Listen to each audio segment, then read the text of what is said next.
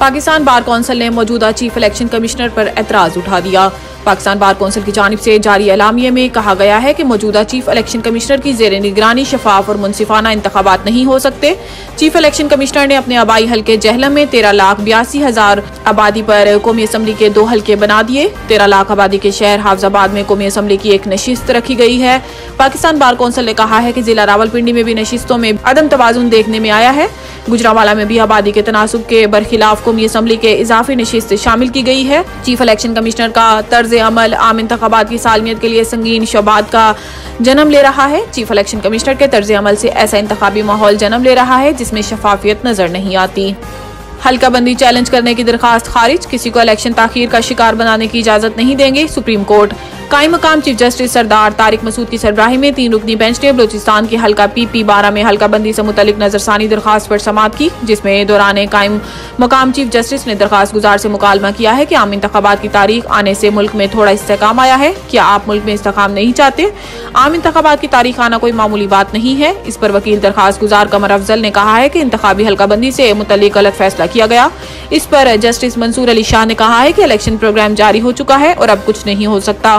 انفرادی درخواستوں پر فیصلہ دینے لگ گئے تو الیکشن کا عمل متاثر ہوگا۔ ایسی درخواستوں پر عام انتخابات کے لیے 8 فروری کی تاریخ ڈسٹرب نہیں کریں گے۔ نواز شریف سے کوئی رابطہ کیا اور نہ ہی انہیں رابطے کی ضرورت ہے۔ اسلام آباد میں میڈیا سے گفتگو کرتے ہوئے شاہد خاقان عباسی نے کہا ہے کہ ایک میٹنگ کی وجہ سے 14 سال سے نیب عدالت میں کھڑے ہیں۔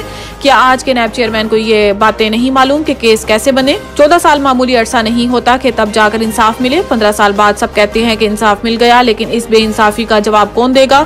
انہوں نے کہا ہے کہ آج ملک میں ظلم و ناانصافی کا جواب کون دے گا؟ عدالت رات کو کھل رہی ہے لیکن نیب جو کر رہا ہے اس کا پتہ نہیں۔ سابق وزیر اعظم کا کہنا تھا کہ وزیر اعظم چیف جسٹس اور الیکشن کمشنر کہہ رہا ہے تو انتخابات ہوں گے، جبکہ 100 بار کہہ چکا ہوں کہ میں الیکشن نہیں لڑ رہا۔ نواز شریف سے کوئی رابطہ کیا، نہ انہیں رابطے کرنے کی ضرورت ہے۔ سائفر کیس، عمران خان نے فرد جرم اسلام آباد ہائی کورٹ میں چیلنج کر دی۔ انہوں نے درخواست میں موقف اختیار کیا ہے کہ سائفر کیس کی اب تک کی کارروائی کو غیر قانونی اور کالعدم قرار دے کر مجھے کیس سے ڈسچارج کیا جائے۔ عمران خان نے استدعا کی ہے کہ 23 نومبر سے اب تک کی ٹرائل کورٹ کی کارروائی غیر قانونی اور انصاف کے تقاضوں کے منافی ہے۔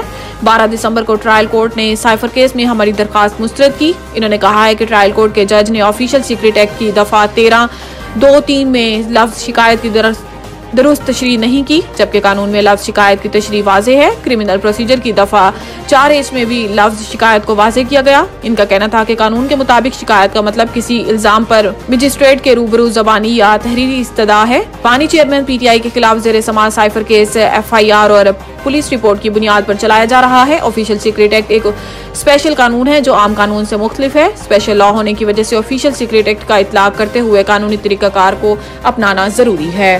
نوید ٹکا شاپ، منشی محلہ چوک۔ نیا انداز، نیا ذائقہ اور معیار ایک ساتھ۔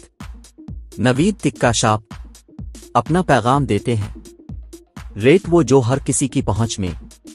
نوید ٹکا شاپ کی نئی آئٹم میں فش ٹکا، چکن پکوڑا، سجی، چکن ٹکی، آلو چکن ٹکی، شامی کباب، بہترین اور صاف ستھرا ماحول، ذائقے دار بہترین کھانوں کا مرکز۔